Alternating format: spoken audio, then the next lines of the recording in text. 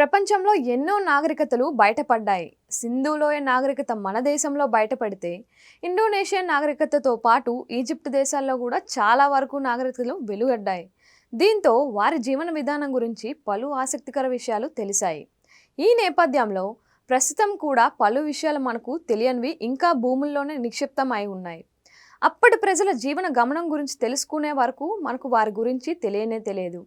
అమెరికాలో ఇటీవల వెలువడిన తవ్వకంలో పలు కొత్త విషయాలు బయటపడ్డాయి. దక్షిణ అమెరికాలోని పనామా సిటీలో బయటపడిన అవశేషాలు గమనిస్తే ఆశ్చర్యం వేస్తోంది. సుమారు 12వ శతాబ్దం నాటి సమాధి తవ్వుతుండగా భారీగా బంగారం, విలువైన వస్తువులు బయటపడడంతో అందరూ అవాక్కయ్యారు. ఈ నిధి మధ్య అమెరికాలో పనామా సిటీకి 110 మైళ్ళ దూరంలో ఎల్కానో ఆర్కియాలజికల్ పార్క్ వద్ద తవ్వకాలు జరుపుతుండగా బయటపడింది. బంగారంతో పాటు నిధి నిక్షేపాలు, కొందరు చనిపోయిన అవశేషాలు లభించాయి. సమాధిలో అప్పటి తెగకు చెందిన వారినే పాతిపెట్టారని ప్రతీతి. ఇందులో దాదాపు 32 చనిపోయిన వారి అవశేషాలు లభించడం గమనార్హం. బంగారు శాలువ, ఆభరణాలు, తిమింగలం పళ్ళతో చేసిన చెవి పోగులు, బెల్టులు లాంటివి దొరికినట్లు పురావస్తు శాస్త్రవేత్త డాక్టర్ జూలియో మాయో తెలిపారు.